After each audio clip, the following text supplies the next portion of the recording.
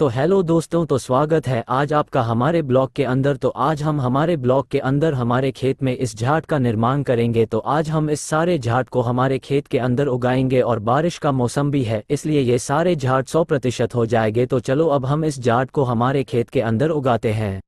तो ये देखो मित्रों, मैं लेकर आ रहा हूँ ये 2 नींबू के छोड़, और ये 2 नींबू के छोड़ को हम इस जगह पर उगाएंगे। तो हम इस नींबू के छोड़ को उगाने से पहले हम उनके लिए उनकी दवाई और पानी का इंतजाम करते हैं। तो ये देखिए, यह इनकी दवाई।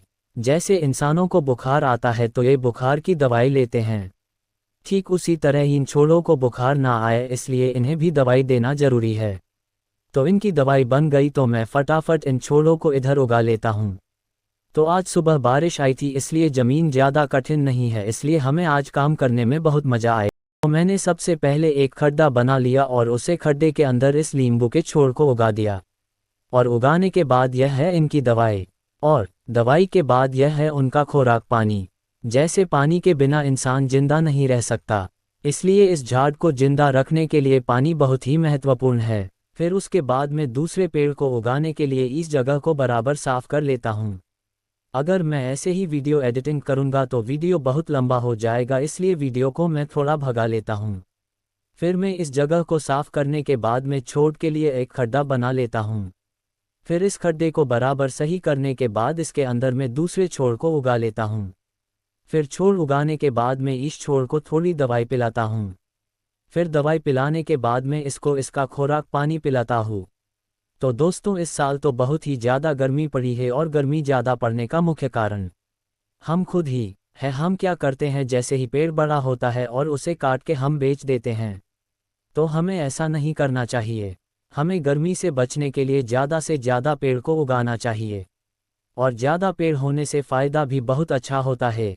तो ज़्यादा से ज़्यादा पेड़ उगाओ और अपना जीवन बचाओ।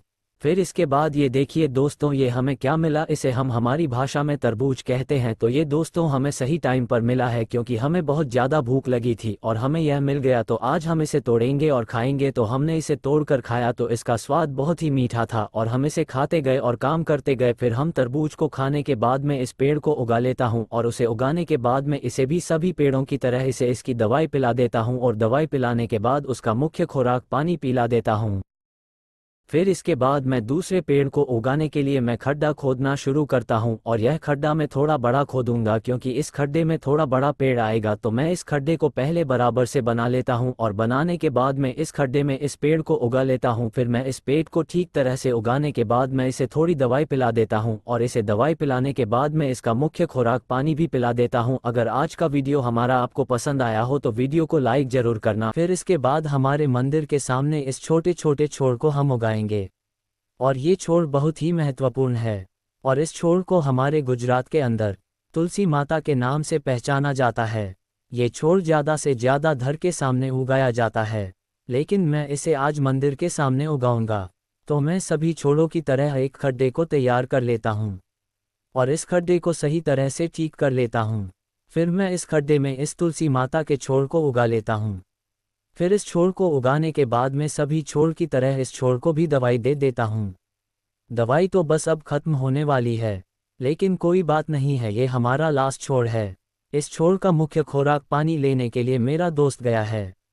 तो जैसे ही पानी आएगा तो हम इस छोड़ को पानी पिलाएंगे। जब तक पानी आता है तब तक हम दूसरे पेड़ को उगाने के लिए एक खड्डा तैयार कर लेते हैं। फिर इस खड्डे को तैयार करने के बाद इस छोड़ को इस खड्डे में उगा लेते हैं। फिर इस छोड़ को उगाने के बाद हम देते हैं, और दूसरे पेड़ को भी पानी पिला देते हैं। और आज का सारा काम करने के बाद मैं थोड़ी मौज मस्ती कर लेता हूँ। तो ये देखिए, यह मैं क्या कर रहा हूँ। तो यह मेरी उंगली पर घूम रहा है, मुझे इसका नाम तो नहीं आता है, लेकिन हम इसे गुजराती भाषा में तगारा कहते हैं। फिर थोड़ी मौज मस्ती करने के बाद हम हमारे हाथ पांव धो लेते हैं।